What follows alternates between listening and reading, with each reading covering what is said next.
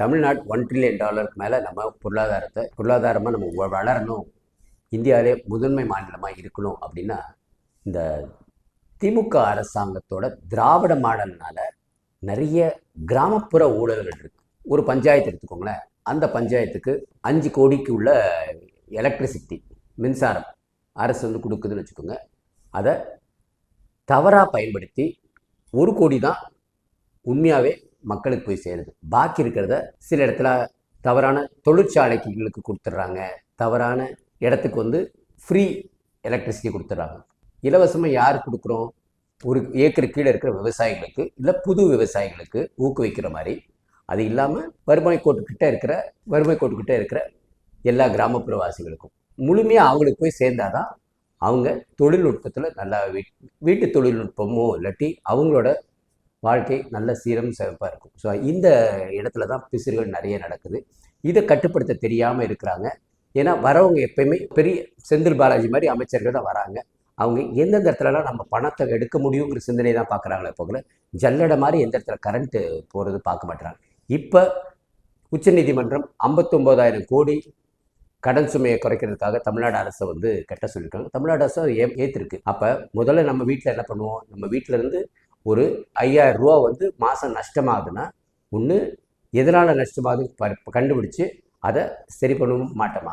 அத்தியாவசிய செலவுகளுக்காக வைக்கணும்னு நினைப்போம். ஸோ உண்மையாகவே 5,000 ரூபா நம்மளுக்காக செலவு பண்ணியிருக்கணும், பிள்ளைகளுக்காக செலவு பண்ணியிருக்கணும், பிள்ளைகளோட எதிர்காலத்துக்காகவோ படிப்புக்காக செலவு பண்ணியிருக்கணும்.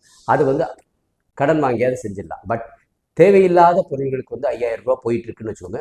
மாதம் 5,000 ரூபா போச்சுன்னா 10 மாதத்தில் வந்து ஒரு 50,000 ரூபா ஆகிடும். அந்த மாதிரி ஒவ்வொரு பஞ்சாயத்துலேயும் 50% எலக்ட்ரிசிட்டி தவறான முறையில் பயன்படுத்துறதுக்கு கட்டுப்படுத்துறதுக்காக மத்திய அரசு சில வழிமுறைகளை சொல்லியிருக்கிறாங்க. டிஸ்காம்னா என்னது?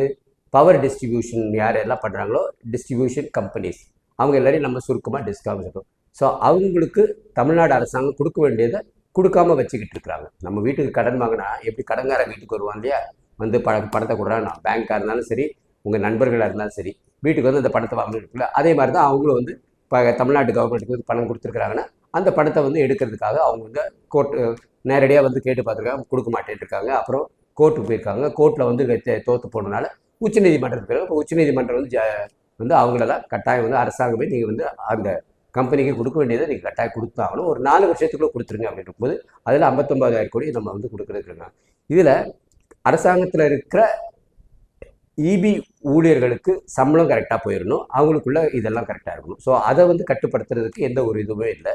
ஸோ அதில் வந்து எந்த ஒரு ப்ராப்ளம் இல்லை. ஆனால் எங்கே பார்த்தாலும் பார்த்தீங்கன்னு வச்சுக்கோங்க, நோண்டி அதை வந்து அதில் ஒரு சின்ன சிக்கல், பவர் டிஸ்ட்ரிபியூஷனில் நிறைய வந்து லீக்கேஜ் ஆகுது. அந்த லீக்கேஜ் வந்து கட்டுப்படுத்துறதுக்காக சில வரைமுறைகள் கொடுத்துருக்காங்க.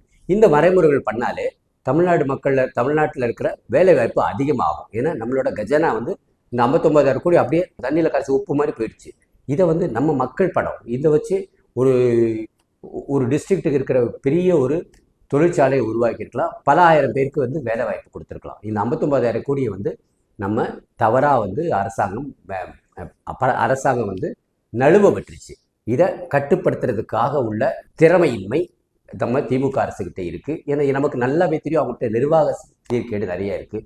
கூப்பிட்டு வச்சு இன்ஜினியர் கூப்பிட்டு இடையேண்டா திருட போகுது அப்படின்னு கேட்கும்போது இவன் திருடுறதுக்காக தான் அவங்க பாடுபடுறாங்க. அவங்ககிட்ட போய் இவங்க கேள்வி கேட்க முடியுமா? அப்போ அந்த மாதிரி சூழ்நிலை தான் இப்போ வந்து மாட்டிக்கிட்டு இருக்குது. அதனால் வருஷத்துக்கு ஒரு 59,000 கோடி நம்மளை விட்டு வெறும் திருட்டுக்காக போயிட்டுருக்கு. அப்படின்னா இதை நம்ம கட்டுப்படுத்தணும். இது உங்கள் ஏரியாவில் இருக்கிற இன்ஜினியர்ஸ், இளைஞர்கள் நிறைய படித்து வந்து பட்டம் வாங்கிட்டு வீட்டில் இருக்கிறீங்க, இதை நீங்கள் தட்டி கேளுங்க. இதை நீங்கள் தட்டி கேட்க ஆரம்பிச்சோன்னா கட்டாயம் வந்து கோயில்களுக்கு சுற்றி இருக்கிற இந்த கடைகளுக்கெல்லாம் சும்மா இலவசமாக வந்து கரண்ட் கொடுத்துருப்பாங்க, இல்லை சின்ன தொழிற்சாலைகளுக்கு அங்கங்கே வந்து இலவசமாக கொடுக்கணும். பட் அதெல்லாம் ஒரு கணக்கில் இருந்து கொடுக்கணும். கணக்கு இல்லாமல் அது திருடுறதை நம்ம வந்து அலோவ் பண்ணக்கூடாது. ஏன்னா நம்மளோட பொது சொத்து. உங்கள் பஞ்சாயத்துக்கு 5 கோடி ரூபாய்க்குள்ள கரண்ட் வரணும், அது 5 கோடி ரூபாய்க்குள்ள கரண்ட்டு மக்களுக்கு போய் சேரணும். அப்படி மக்களுக்கு போய் சேர்ந்தால் இந்த 59,000 கோடி எங்கே போகும்? ஸோ இந்த ஊழலை கட்டுப்படுத்துறதுக்காக பல முயற்சிகள் இளைஞர்கள் வந்து எடுக்கணும். இதை சீரமைச்சாவே நம்மளோட தமிழ்நாடு பொருளாதாரம் வளரும். இது தெரியாமல் உட்காந்துட்டு மத்திய அரசு வந்து ப்ரைவேட்டைஸ் பண்ணுறாங்க அப்படி இப்படின்னு ஒரு திசை திருப்ப பார்க்குறாங்க. உண்மையாக திருட்டு நடக்கிற இடத்துல ஒரு பூட்டு போடணும், அவ்வளோதான். ஸோ பூட்டு போட்டு அந்த திருட்டை வந்து கட்டுப்படுத்தணும். இதை கட்டுப்படுத்தினாலே நமக்கு நஷ்டம் இருக்காது. நஷ்டம் இருந்துச்சுன்னா அந்த நஷ்டத்துக்காக உள்ள பணத்தை இளைஞர்களோட வேலைவாய்ப்புக்கு நம்ம முதலீடு செய்யலாம். அவங்க பாட்டுக்கு வளர போகிறாங்க. இதை தெரியாமல் சில தவறுகள் நடந்துட்டுருக்கு. உங்கள் ஏரியாவில் ஏதாவது ஒரு திருட்டு இருந்துச்சா தைரியமாக போடுங்க. அதுக்குள்ளே பதில் நாங்கள் உங்களுக்கு கொடுக்குறோம். இபியை பற்றி இன்னும் நிறைய கருத்துக்கள் போடுறதுக்கு நாங்கள் தயாராக இருக்கிறோம். ஏன்னா தமிழ்நாடு மின்சாரத்துறை எப்பயுமே வந்து ஒரு பொருளாதார சிக்கலுக்குள்ளேயே இருந்துட்டு இருக்கு. காரணம் திருட்டு மின்சாரம். திருட்டு மின்சாரத்தை கட்டுப்படுத்தியே ஆக வேண்டும். நான் திண்டுக்கல்ல வந்து விஸ்தாரக்குன்ட்டு அங்கேயே தங்கி ஒரு வருஷத்துக்கு வந்து அங்கேயே வந்து வேலை செஞ்சுட்டு இருந்தேன். 4 வருஷம் அங்கேயே இருந்து வேலை செஞ்சேன். ஸோ 4 வருஷம் அங்கேயே இருந்து வேலை செய்யும்போது அங்கே இருக்கிற எப்பயுமே ஒரு எம்எல்ஏ தான் வந்துக்கிட்டே இருந்தார். அவர் ஒரு சமுதாயத்தை சேர்ந்தவர். அந்த சமுதாயத்தில் இருக்கவங்க எப்படியுமே கம்மியாக தான் இருந்தாங்க. எப்படிரா இவர் ஜெயிக்கிறாரு அப்படின்னு பார்த்தா அரசாங்க பொருளை திருடி அதை வந்து பொதுமக்களுக்கு கொடுக்குற மாதிரி. அங்கே இருக்க நிறைய பேர் தாழ்த்தப்பட்டவர்களாக தான் இருக்கிறாங்க. வேலைக்கு எந்த ஒரு வழியும் கிடையாது. சும்மா அவங்க ஏதோ ஒரு வாழ்க்கையை வாழ்ந்துட்டு இருக்கிறாங்க. 100 நாள் திட்டத்திலேயே இருக்காங்க. ஸோ அவங்களுக்கு எப்படின்னா இந்த அரசாங்கத்தோட கரண்ட்டை டைரெக்டாக அவங்களுக்கு வந்து போகிறது, அதில் வந்து நிறைய திருட்டு நடக்குது. அதே போல் தண்ணி லைனும் அவங்களுக்கு டைரெக்டாக கொண்டு போகிற மாதிரி கொண்டு போயிருக்காங்க. இதை வந்து முறைப்படி செஞ்சாங்கன்னு வச்சுக்கோங்க, கட்டாயம் வந்து அதில் இருக்கிற வருமானம் வந்து அங்கே இருக்க சுற்றி இருக்கிற கிராமங்களுக்கு ஒரு செழுமையை தரும். அவங்க மோட்டர் பம்பெல்லாம் யூஸ் பண்ணுறதுனால அங்கே இருக்கிற விவசாயிகளுக்கு ஒரு பலனடையும். பூச்செடிகளை நம்பி, காய்கறிகள் செடி நம்பி தான் அங்கே இருக்கிற விவசாயம் எடுத்தாங்க. ஸோ அவங்களுக்கு கரெக்டான நேரத்தில் தண்ணி கிடைக்க மாட்டேங்குது. காரணம் இந்த மின்சார திருட்டு.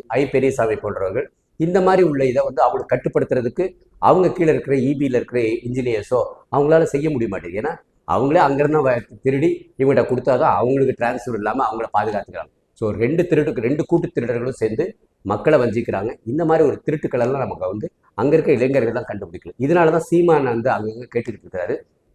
சீமானுக்கு இளைஞர்கள் ஏன் பிடிக்குதுன்னா அவர் வந்து ஒரு வித்தியாசமாக ஏதோ சொல்கிறார். பட் ஆனால் சீமானுக்கு ஆழமான ஒரு நாலேஜ் இல்லாத ஒரு டீம் அவர்கிட்ட இல்லை.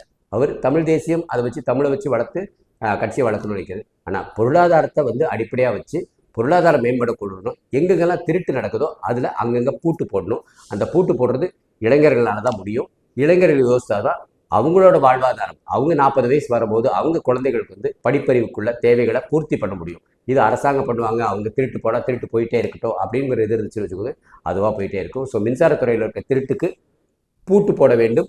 பூட்டை போடுறதுக்கு இளைஞர்கள் முன்னுக்கு வர வேண்டும்.